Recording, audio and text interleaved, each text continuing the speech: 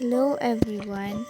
Before I will proceed to my report, I would like to introduce myself. My name is Casey Lintihada. I'm first year college, Bachelor of Secondary Education, major in Filipino. My report is Chapter 18, Biarritz Vacation and Romance with Nellie Bousted, 1891. This is the picture of Biarritz Vacation. Nellie Bousted is the prettier and younger daughter of Eduardo Bousted.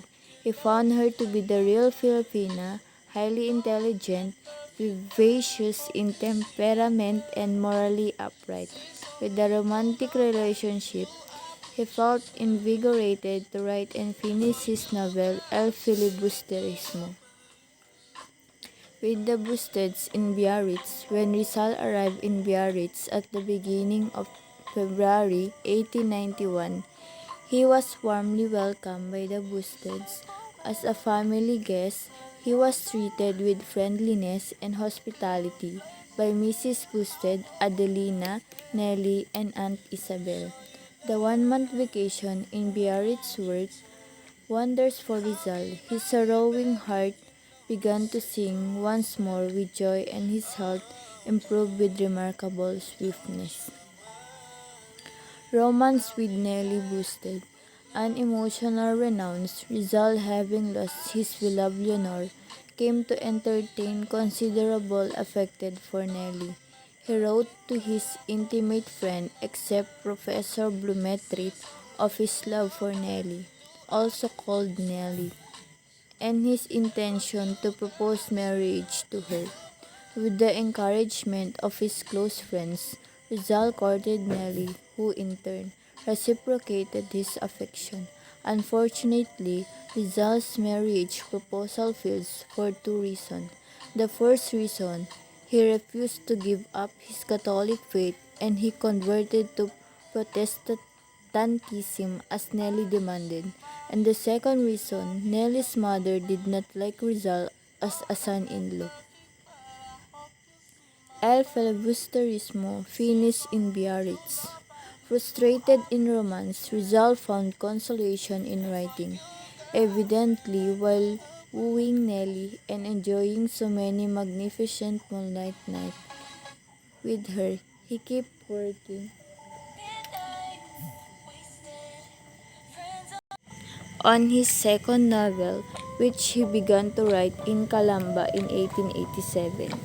On March 29, 1891, the eve of his departure from Biarritz to Paris, he finished the manuscript of El Filibusterismo.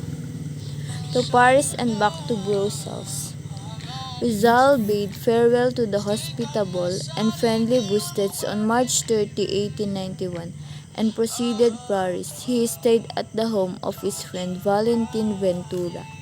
From Paris, he wrote to his friend Jose Maria Basa in Hong Kong on April 4, expressing his desire to go to that British colony and practice ophthalmology in order to earn his living.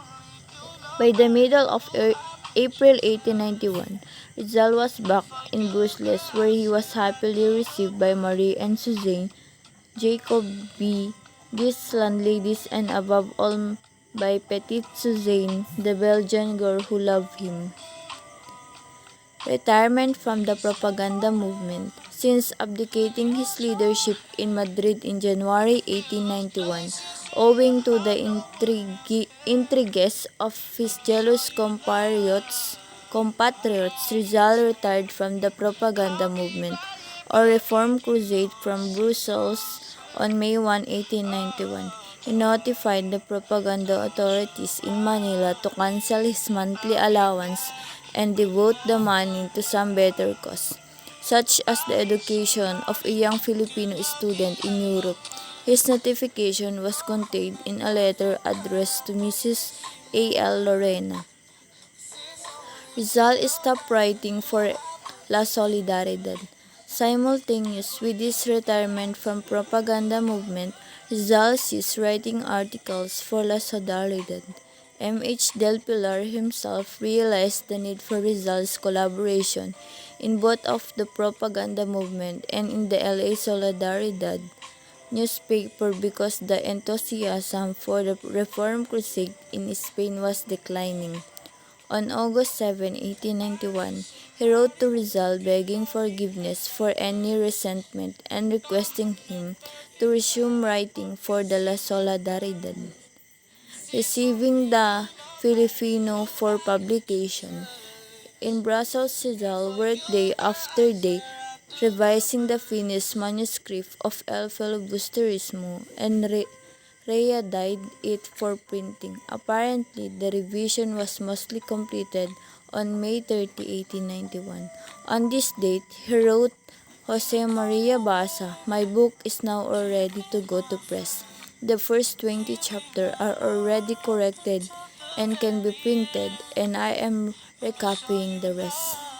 That's all. Thank you.